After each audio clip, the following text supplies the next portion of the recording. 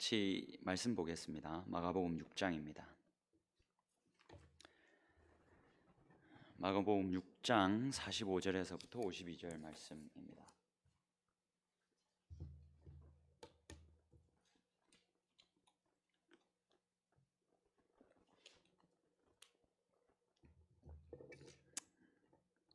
마가복음 6장 45절에서 52절입니다. 다 찾으셨으면 저희 또 교독하겠습니다.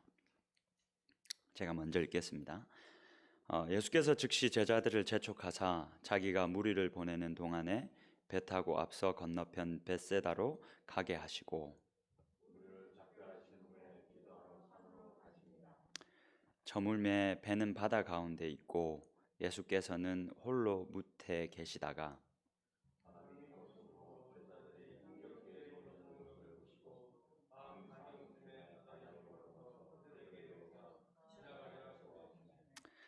제자들이 그가 바다 위로 걸어오심을 보고 유령인가 하여 소리 지르니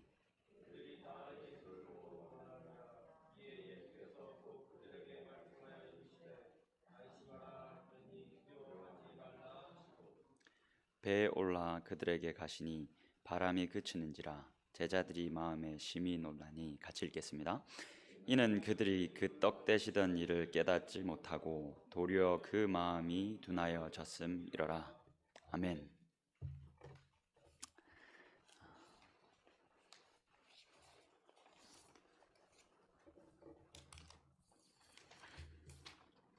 반갑습니다, 여러분. 저는 우윤한 목사라고 합니다. 오늘 저희가 같이 마가복음 6장의 말씀을 가지고 하나님의 말씀을 나눌 때 인간의 음성이 아닌 하나님의 음성이 들려지는 귀한 시간이 되면 좋겠습니다.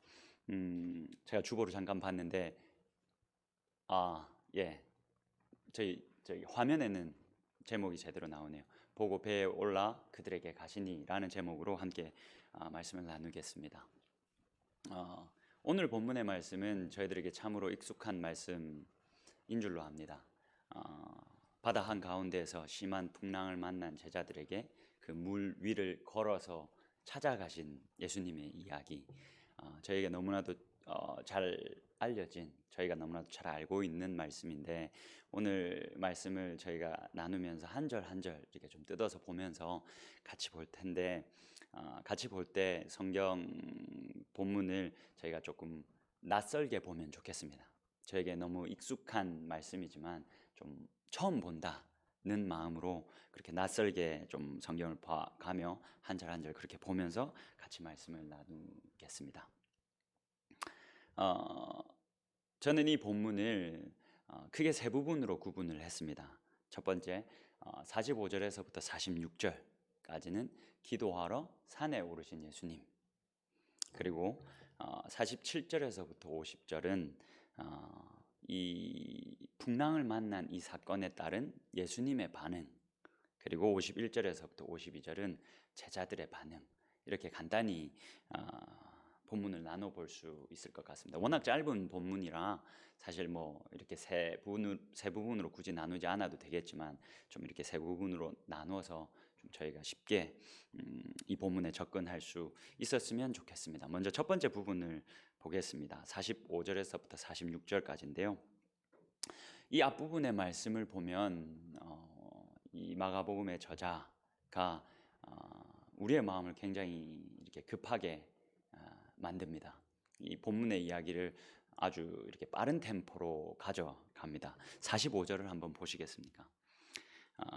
마가복음 6장 45절입니다. 제가 한번 읽어드리겠습니다.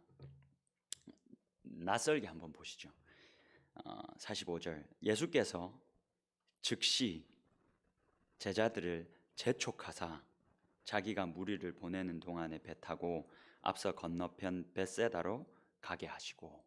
자, 여러분, 지금 두 단어가 이 본문의 이야기를 굉장히 이렇게 빠른 템포로 가져가고 있습니다. 즉시와 재촉하사.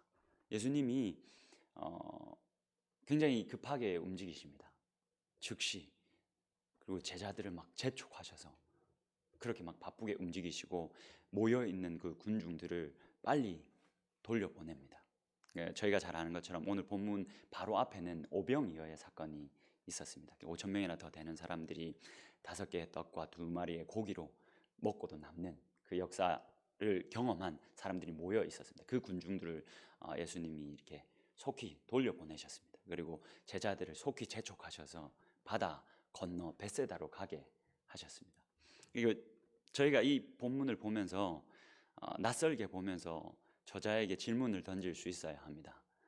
이 마가복음의 저자는 이 사건을 기록하면서 왜 굳이 이 2단어를 써서 이 사건의 이 템포를 이렇게 빨리 가져가는가? 도대체 뭘 원해서 이 2단어를 사용해서 우리들의 숨을 조금은 가쁘게 하는가? 사실 저희가 성경을 낯설게 읽지 않으면 즉시와 재촉하사는 그냥 너무 잘 아는 내용이기 때문에 쉽게 넘어갈 수 있는 부분입니다. 그러나 마가는 여기서 특별히 즉시와 재촉하사를 넣어서 예수님이 급하게 움직이고 있는 모습을 우리들에게 보여주고 있습니다. 왜 그랬을까요? 왜 저자는 굳이 이렇게 급하게 템포를 가져갔을까요? 이 질문에 대답하기 위해서는 일단 먼저 46절을 봐야 합니다. 46절에 이렇게 기록하고 있습니다. 무리를 작별하신 후에 기도하러 산으로 가시니라. 기도하시려고 급하게 움직이셨습니다. 기도하시려고 급하게 군중들을 돌려보내시고 제자들을 재촉해서 바다 건너가게 하셨습니다. 예수님은 왜 이렇게 급히 기도하러 산으로 오르셨을까요? 우리가 오늘 마가복음 6장 이 본문만 떼어서 보고 있기 때문에 잘 이렇게 감이 오지 않을 수 있지만 제가 마가복음을 쭉 읽어 나가다 보면 그 6장만 저희 오늘 이 본문이 있는 6장만 읽어도 예수님이 왜 이렇게 급하게 산으로 뛰어 올라 기도하러 가셨는지를 알 수가 있습니다. 마가복음 6장 14절 한 번만 펴 보시겠습니까? 한 장만 넘기시면 될 겁니다.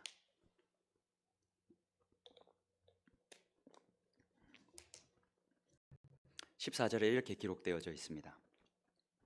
이에 예수의 이름이 드러난지라 헤롯 왕이 듣고 이르되 이는 세례 요한이 죽은 자 가운데서 살아났도다. 그러므로 이런 능력이 그 속에서 일어나느니라 하고. 자, 지금 이게 어떤 상황인지 아시겠습니까? 이 본문에 등장하고 있는 헤롯은 헤롯 대왕이 아닙니다. 우리가 잘 알고 있는 헤롯 대왕이 아니고 그의 아들 헤롯 안디바입니다. 유대의 분봉왕으로 있었던 그 사람인데 이 사람이 여러분들 잘 아시는 것처럼 세례 요한을 참수형에 처했습니다. 근데 이제 좀 시간이 흘러 예수님에 대한 소문이 점점 더 무성해지기 시작했습니다. 예수님의 이적을 본 자들, 예수님의 가르침을 받은 자들, 그 가르침을 들은 자들이 예수님에 대한 소문을 더 내기 시작했습니다. 이분은 특별하다. 이분 세례 요한이 다시 살아났다. 엘리야다. 이런 이야기들이 계속 무성했었고 그 이야기가 세례 요한을 죽인 헤롯 안디바에게까지 들려왔습니다. 이 이야기를 들은 자신이 참수형에 처한 이 세례 요한이 살아났다. 이 예수는 세례 요한이다. 라는 그런 기대에 가득 찬 이야기들이 이 헤롯 안디바에게 들려왔고 그 이야기가 이 왕에게는 굉장히 불편했습니다. 그래서 세례 요한을 죽인 이 헤롯 안디바의 칼날이 이제는 예수님을 향하고 있었습니다. 그리고 오늘 우리가 나눈 이 본문 앞절에 제가 말씀드린 것처럼 오병이어의 사건이 기록되어져 있는데 이 마가복음의 저자는 다 우리들에게 왜 예수님이 산 위로 그렇게 급하게 올라가셨는지를 자세하게 알려주지 않지만 요한복음이 그 역할을 대신해 줍니다. 그래서 우리들에게 4개의 복음서가 있는 것이죠. 그래서 요한복음 6장 15절을 한번 같이 보면 좋겠습니다. 똑같이 이 오병이어의 사건과 물 위를 걸으신 예수님의 이야기를 기록한 부분입니다. 요한복음 6장에 가셔서 15절을 한번 보시겠습니다. 요한복음 6장 15절을 한번 같이 보시겠습니다. 제가 읽어드리겠습니다. 그러므로 예수께서 그들이 와서 자기를 억지로 붙들어 임금으로 삼으려는 줄 아시고 다시 혼자 산으로 떠나가시니라. 네. 요한복음의 저자가 저희들에게 알려주는 것처럼 오병이어의 사건 있은 다음에 마가복음의 저자는 그 일에 대해서 침묵하지만 요한복음의 저자는 우리들에게 말하고 있습니다. 그 일이 있은 후 많은 그 무리들이 모여서 예수님의 이적을 본 그 무리들이 무엇을 하기를 원했냐면, 예수님은 원치 않았지만 그 예수님을 붙들어 임금으로 삼으려고 했다. 그래서 예수님은 혼자 떠나 산으로 올라가셨다 라고 이야기하고 있습니다. 여러분, 예수님 앞에 위협과 유혹이 놓여 있었습니다.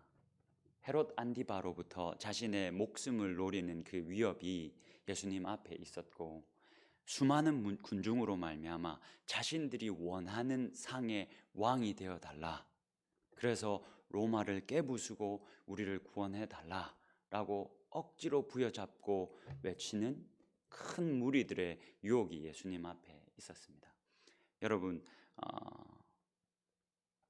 이런 위협과 유혹 앞에 놓으신 분이 오늘 본문에 등장하는 예수님입니다. 근데 여러분, 저희가 이런 예수님을 보면서 그렇게 생각하지 않았으면 좋겠습니다. 물론 우리 남부 뉴저지 장로교회 성도님들은 이미 이 말씀으로 훈련이 잘 돼 있으셔서 그러시지 않으시겠지만, 저희가 이런 본문을 그렇게 볼 때 때로는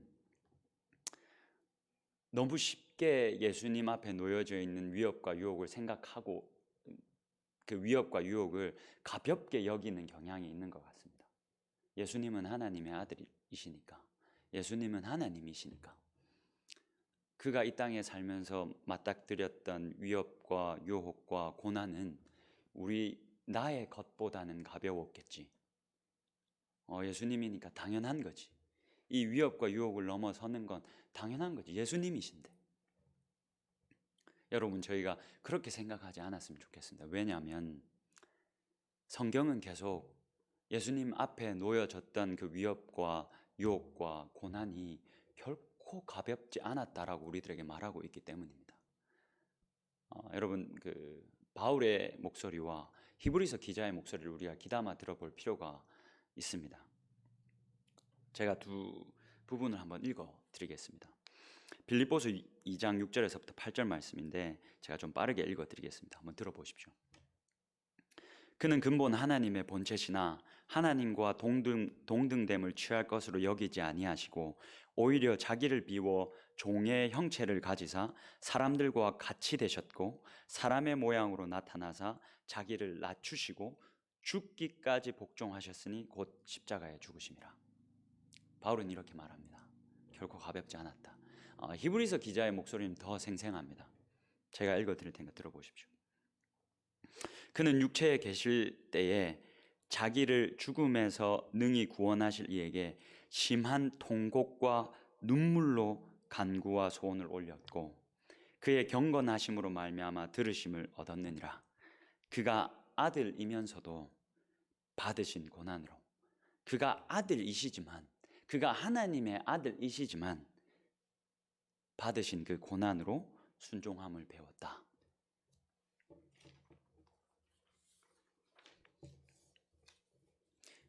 여러분, 예수님 앞에 놓여져 있는, 오늘 본문에 등장하고 계신 이 예수님 앞에 놓여진 위협과 유혹은 가볍지 않았습니다. 절대 가볍지 않았습니다.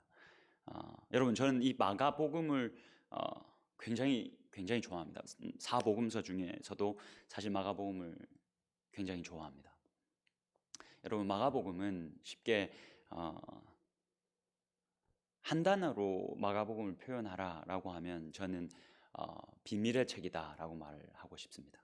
왜냐하면 여러분, 그 복음서들을 다 이제 공부를 하거나 한번 쭉 읽으시면 느끼실 수 있으시겠지만 마가복음은 하나의 참 특별한 특징을 가집니다. 어떤 특징이냐면 예수님의 정체가 하나님의 아들이라라는 예수님에 대한 그 예수님의 정체성에 대한 그 고백이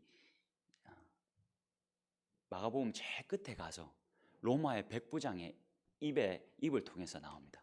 예수님이 십자가에 달렸을 때에 나옵니다. 그 전까지는 바리새인들, 군중들, 심지어 제자들까지도 계속해서 모릅니다. 계속해서 예수 그리스도를 이해하지 못합니다. 예수 그리스도가 어떤 분이신지를 깨닫지를 못합니다. 그래서 학자들은 때로는 이 마가복음을 비밀의 책이다라고 이름 붙이기도 합니다. 저도 그래서 이 마가복음을 비밀의 책이라고 이름 붙이고 굉장히 좋아합니다. 근데 제가 좋아하는 이유는 여러분 한번 생각을 해보십시오. 마가복음을 조금 낯설게 읽다 보면 마음이 불편해지는 여러 이유 중에 하나가 제자들에 대한 그 솔직한 고백들 때문입니다. 계속 제자들이 모릅니다. 오늘 저희가 말씀을 계속 나누게 되면 이제 보게 되실 텐데 예수님에 대해서 제자들이 계속해서 이해를 하지 못합니다. 그래서 저희가 이 마가복음을 읽다 보면 어떻게 제자들이 예수님과 시간을 공유했던 바로 옆에서 예수님의 이야기를 듣고 예수님을 만지고 예수님과 그 많은 시간을 공유했던 제자들이 어떻게 이렇게 예수님을 모를 수 있나 싶을 정도로 굉장히 사실적으로 마가는 그 예수님의 이야기를, 예수님과 함께한 제자들의 이야기를 그려놓습니다. 그런데 여러분 생각해 보십시오. 마가복음이 대부분의 학자들이 AD 65년 정도에 기록되었을 것이라고 봅니다. 근데 여러분 예수님이 AD 30년에서 33년에 좀 돌아가셨다라고 본다면 그 돌아가신 이후로 우리가 사도행전의 기록을 보면, 그리고 바울이 쓴 편지 이 갈라디아서가 그 45년 50년 AD 50년 정도에 기록되어졌다고 본다면, 그 자료들을 통해서 본다면 이 교회가 예수님이 죽으신 이후에 제자들을 중심으로 제자들이 리더의 역할을 하면서 그 교회가 계속 성장해 나아갔던 것을 우리가 사도행전을 통해서 여러 바울 서신을 통해서 만나볼 수 있습니다. 그렇다면 이 초대 교회에서 12제자는 굉장히 중요한 사람들입니다. 여러분 생각을 한번 해보십시오. 이 리더로서 자리하고 있는 이 사람들의 그 감추고 싶은 가오를 이 복음서가 계속 말하고 있는 겁니다. 너희들이 예수님 옆에 있을 때, 예수님과 함께 있을 때 너희들이 이랬잖아. 너희들 그렇게 예수님 믿지 못하고 이해하지 못했잖아 라는 이야기를 사실 마가복음에서 계속합니다. 예수 그리스도가 하나님의 아들이다라는 고백을 제자들이 하지 않습니다. 마가복음에서 로마의 백부장이 합니다. 근데 마가복음은 그 이야기를 사실 그대로 우리들에게 전해주고 있습니다. 사실 우리는 이게 불편하지 않을 수 있습니다. 그러나 초대교회 이 복음서를 들고 예수님이 살아계셨지 하며 그 이야기를 읽었을 사람들에게는 조금 불편했을 수 있습니다. 그러나 마가는 사실 있는 그대로 기록하고 있습니다. 왜 마가가 그렇게 사실 있는 그대로 기록합니까? 마가는 예수가 실제로 이 땅에 오셨고 그가 메시아이시고 하나님의 아들이시지만 그가 정말로 이 땅에 오셨다. 쉽게 말해 진짜 이 땅에 오셨다. 이 땅에 오셔서 흙먼지로 뒤덮인 그 발로 이 땅에 서셔서 우리와 같이 되셨고 우리와 같이 그 시간을 공유하셨다 라고 말하고 싶었기 때문에 가감없이 사실 있는 그대로만 적어 기록하고 있는 겁니다. 그게 우리들에게 주어져 있는, 우리들의 손에 주어져 있는 복음서가 존재하는 이유입니다. 그 중에서도 가장 가감없이 말하고 있는 마가복음을 저는 이 복음서가 정말로 내가 믿고 있는 예수 그리스도는 저 멀리 계신 분이 아니라, 저 멀리 계셔서 나의 아픔을 이해하지 못하실 분이 아니라 원래 저 멀리 계셨던 분인데 친히 내 아픔을 이해하시려 이 땅에 오신 분이다라고 직접 계속해서 말해 주고 있는 책이 이 마가복음이기 때문에 제가 이 마가복음을 너무 사랑합니다. 오늘 본문 45절 46절에서도 예수님은 우리와 같이 되셔서 결코 그 위협과 유혹이 가볍지 않아서 우리가 느끼고 있는, 우리 앞에 놓여져 있는 위협과 유혹만큼 무거워서 급히 산으로 올라가셨습니다. 눈물과 간절함으로 아버지께 기도를 올리셨습니다. 그 위협과 유혹을 넘어서시기 위해서. 그 예수님이 오늘 본문에 등장하고 있는 예수님이십니다. 우리 넘어서 계속 좀 보겠습니다.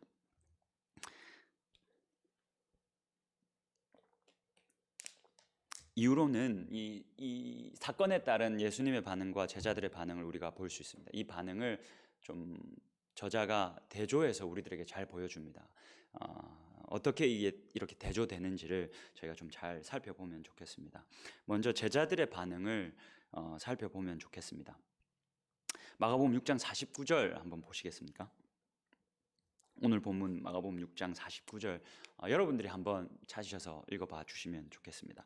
다 같이 읽겠습니다. 시작.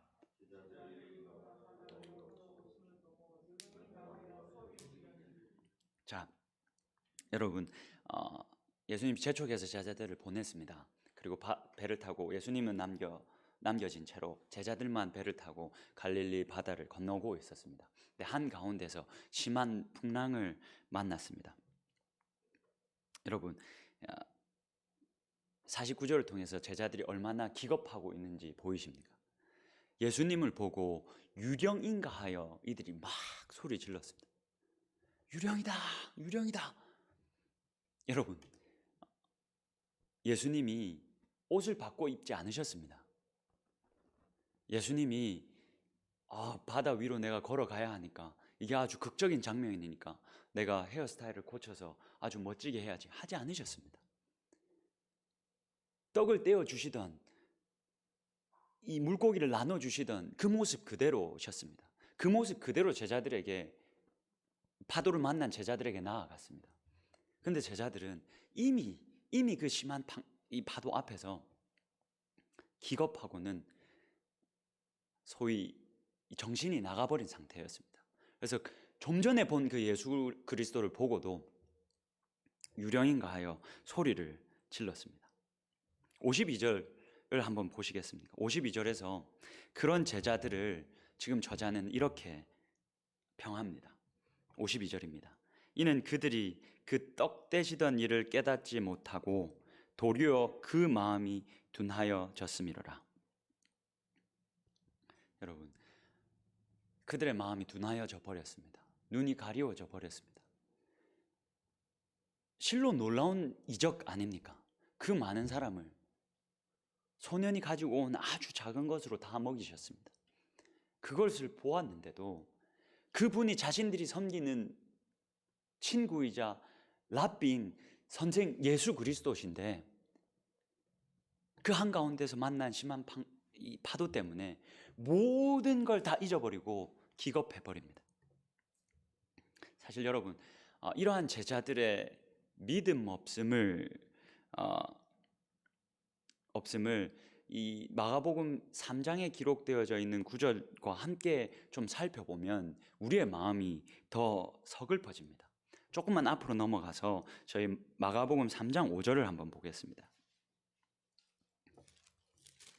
마가복음 3장 5절에 이렇게 기록되어져 있습니다. 이게 지금 그 안식일 논쟁을 바리새인들과 하고 있는 장면인데 이렇게 기록되어져 있습니다. 여기서 그들은 바리새인들입니다. 그들의 마음이 완악함을 단식하사 노하심으로 라고 기록되어져 있습니다. 그런데 여기서 저희가 완악함이라는 이 명사에 좀 집중해 볼 필요가 있습니다. 바리새인들의 그 마음이 완악했다. 그들의 마음이 완악함으로 가득 차 있었다. 여러분 바리새인들은 누구보다도 율법 연구에 열심히 있던 사람들이었습니다. 그래서 사실은 다른 이들보다도 율법의 충성하려고 애썼고 율법을 지키려고 애썼습니다. 율법에 충성하고 지키려면 여러분 무엇이 선행되어져야 합니까? 율법을 누구보다 잘 알아야 합니다. 그래서 사실 바리새인들은 그 당시에 존경을 받던 인물들이었습니다. 왜냐하면 이스라엘은 자신들이 율법을 지키지 못했기 때문에 우리나라가 망했다라고 자기들끼리 그렇게 결론을 내렸기 때문에 그 이후로 율법을 지키는 것이 굉장히 중요해졌습니다. 그래서 이 율법 지키는 문제 때문에 복음서에 보면 예수님이 계속 다투십니다. 왜냐하면 그 율법에 대한 이해가 예수님으로 의해서 새로워졌기 때문입니다. 그런데 그 새로워진 이해를 바리새인들이 쫓아가지 못했습니다. 그들이 가지고 있던 이전의 이해, 예수 그리스도로 말미암아 모든 것이 뒤집어졌음에도 불구하고 그것을 깨닫지 못하고 인정하지 못하고 이전에 자신들이 가지고 있던 율법에 대한 이해를 계속 주장했습니다. 그래서 복음서를 보다 보면 바리새인들이 제일 답답합니다. 바리새인들이 예수님의 말씀을 제일 이해 안 합니다. 제일 이해 안 하고 못 합니다. 그런데 그들을 일컬어서 지금 저자는 그들의 마음이 완악함으로 가득했다라고 말하는데, 여러분 이 단어가 원어로 보면 제자들의 마음이 둔하여졌다라는 이 단어와 같은 단어입니다. 여기에서는 저자가 명사형으로 기록했고 오늘 본문 6장에서 제자들에게 이 표현을 동사형으로 사용했습니다. 여러분 우리가 이걸 지금 번역되어진 성경으로, 원어가 아닌 우리가 번역되어진 성경으로 보고 있기 때문에 이게 사실은 확 감이 오지 않습니다. 근데 지금 이 저자는 같은 단어를 사용하면서 지금 바리새인들이 마음이 완악함으로 가득해서 예수 그리스도를 이해하지 못하는 것처럼 제자들도 별반 다르지 않았다라고 말하고 있습니다. 원어로 보는 사람이라면 이 뉘앙스를 충분히 느낄 수 있습니다. 왜냐하면 같은 단어를 저자가 굳이 사용하고 있기 때문에.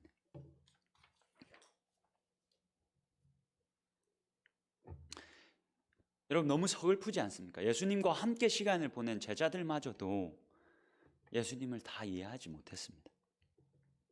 다 깨닫지 못했습니다. 그래서 예수님이 없는 것처럼, 예수님이 마치 오병이어의 사건을 한 번도 행하시지 않은 것처럼 그저 그 풍랑 앞에서 기겁하고 믿음 없는 모습을 우리들에게 보여주고 있습니다. 자, 그렇다면 저자는 우리들에게 예수님은 어떻게 그리고 있을까요? 예수님이 파도와 맞닥뜨린 제자들에게 물 위를 걸어서 그들에게 가십니다. 우리 본문 48절 한번 보겠습니다. 바람이 거스름으로 제자들이 힘겹게 노젓는 것을 보시고 밤 사경쯤에 바다 위로 걸어서 그들에게 오사 지나가려고 하시매. 여러분 여기서 저희가 좀 보면 재미있는 표현들이 등장하는 것을 알 수가 있습니다. 밤 사경쯤에 바다 위로 걸어서, 바다 위를 걸어서 그들에게 오사 지나가려고 하셨다.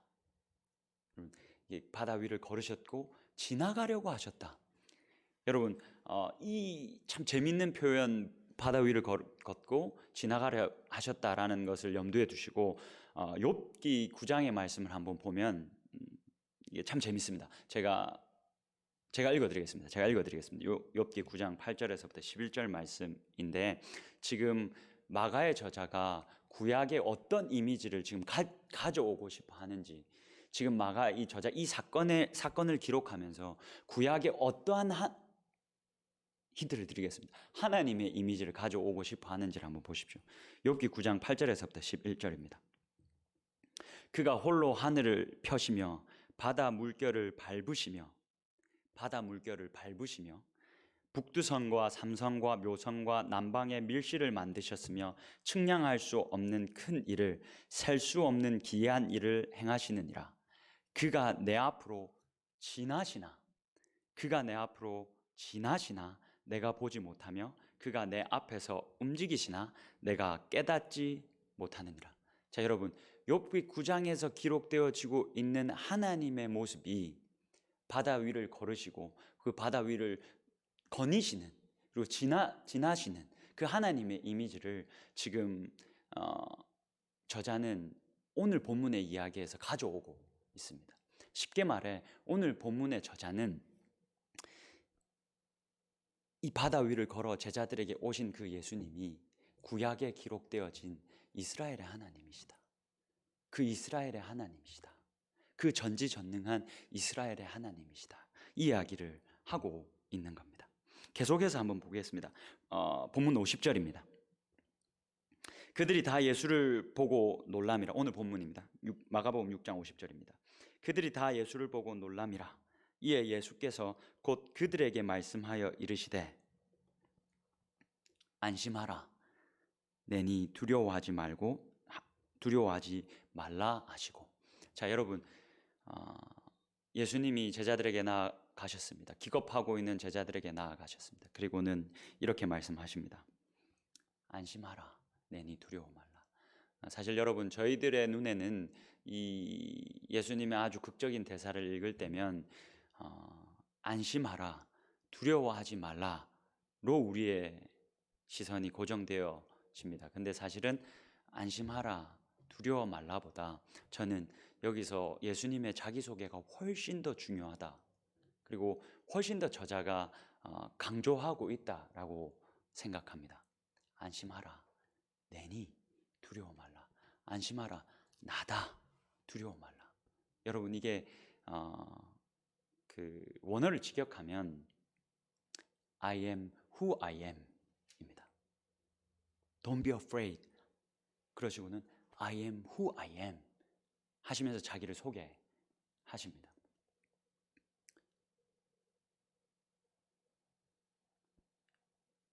여러분, 떠오르는 하나의 이야기가 있으십니까? 구약의 이야기가 있으십니까? 바로 떠오르고 오버랩 되지 않습니까? 출애굽기 3장에 떨기 이 불붙은 떨기나무 앞에 선 모세에게 하나님이 나타나셨습니다. 모든 것을 잃고 광야에 버려진 듯 살았던 모세에게 나타나셨습니다. 그리고는 애굽으로 돌아가라고 명령하십니다. 못합니다. 절대 못합니다. 라고 모세가 말합니다. 그때 하나님께서 자기의 이름을 걸어 약속하십니다.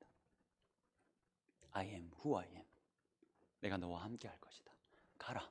그리고 내가 사랑하는 나의 백성을 건져내라. 여러분, 원어로 보면, 히브리어로 보면 에흐예입니다. 쉽게 좀 그냥 그 번역을 해보자면, 그 히브리어 뉘앙스를 살려서 계속 그냥 번역을 해보자면 계속 존재하시는 이입니다. 계속해서 존재하시는 이라는 의미를 가지고 있습니다. 이 하나님의 자기소개를 예수님이 하고 계신 겁니다. 저자가 이 이미지를 가지고 오고 있는 겁니다. 근데 여러분, I am who I am 이라는 하나님의 이 약속에, 예수 그리스도의 자기소개에 사실 저희가 히브리어의 특성을 조금만 더 이해하고 있다면 더 깊은 의미가 들어가 있다는 것을 잘 알 수 있습니다. 여러분, 히브리 민족은 유목민입니다. 그들의 이 유전자가, 진이 기본적으로 계속해서 행동하며 돌아다녀야 하는 이들입니다. 그들이 원래 그런 민족입니다. 근데 참 재밌게도 그들의 그러한 민족적인 특성이 이 히브리어에도 들어가 있습니다. 그래서 이 히브리어에는 항상 동사가 먼저 나옵니다. 주어가 먼저 나오지 않습니다. 항상 동사가 먼저 나옵니다. 움직이는 이 동사가 먼저 나옵니다. 그래서 쉽게 하나의 예를 들어보자면, 저희가 신명기 6장에서 저희가 너무나도 잘 아는 쉐마 이스라엘, 들으라 이스라엘, 이 아주 중요한 이 본문의 말씀에 이 쉐마, 들으라라는 이 단어에는 히브리어로 더 온전한 의미에는 듣고 순종하다라는 의미를 가지고 있습니다. 그러니까 저희는 그냥 듣다 하면 듣는 것을 의미하지만 히브리어 특성상 그냥 듣는 것으로 끝나지 않습니다. 그들은 쉐마를 이해할 때 당연히 듣고 행동하는 것, 듣고 순종하는 것으로 이해합니다. 여러분, 여기서도 마찬가지입니다. 하나님의 자기소개, 하나님의 이름 가운데 계속 존재하시는 이, 그냥 존재하시는 이가 다가 아닙니다. 계속 존재하시면서 일하시는 분입니다. 계속 존재하시면서 우리를 위해 일하시는 분이 하나님의 이름에 약속으로 담겨져 있습니다. 여러분, 출애굽기 이후의 기록들을 보면 하나님이 그냥 멀리 계십니까? 아닙니다. 모세와 아주 가까이서 함께 하십니다. 10가지 재앙을 하나님이 몸소 행하십니다. 하나님이 직접 홍해를 가르셨습니다.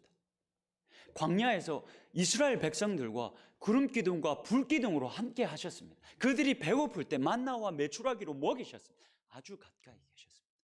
그냥 존재하시는 분이 아니라 계속 일하시면서 계속 우리를 도우시면서 그렇게 존재하시는 분이라는 약속이 하나님의 이름, 예수 그리스도의 자기소개에 담겨져 있습니다.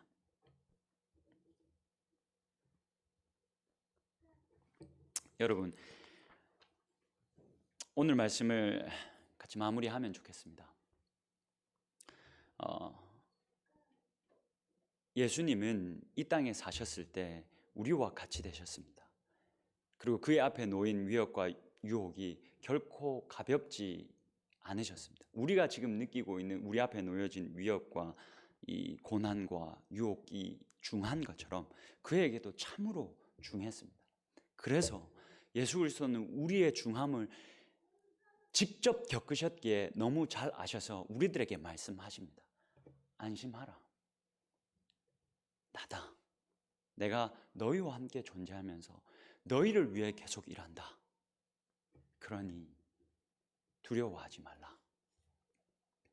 이 약속이 우리들의 삶 가운데 매일같이 들려올 수 있으면 참 좋겠습니다. 지금과 같이 어려운 이 시대에 늘 우리들에게 말씀하시는 나다.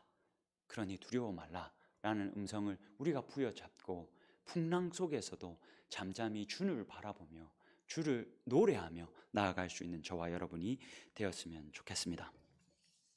제가 기도하고 말씀을 마무리하겠습니다. 사랑과 은혜가 많으신 하나님 참 감사합니다. 오늘도 이 말씀을 통해서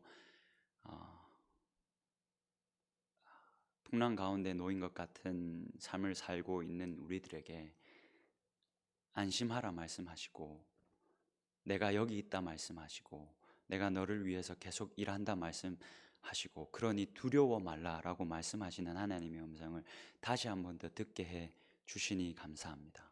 하나님, 때로는 우리 앞에 놓여져 있는 그 파도가, 그 풍랑이 너무 높아 우리가 하나님을 제자들과 같이 보지 못할 때가 너무나도 많이 있음을 주님 고백합니다. 때로는 그 어려움이 너무 크게 느껴져서 하나님이 일하시지 않는 것 같이 느껴질 때가 많이 있음을 주님 고백합니다. 그러나 이 말씀이 증거하고 있는 것처럼 하나님은 계속해서 존재하시고 우리와 함께 하시고 우리를 위해서 일하신다 말씀하시니 우리가 다시 한 번 더 이 말씀에 무릎 꿇을 수 있게 해주시고 이 말씀을 우리가 아멘으로 받을 수 있게 하여 주시옵소서. 그렇게 우리와 함께 하실 하나님을 기대하며 감사합니다. 예수님 이름으로 기도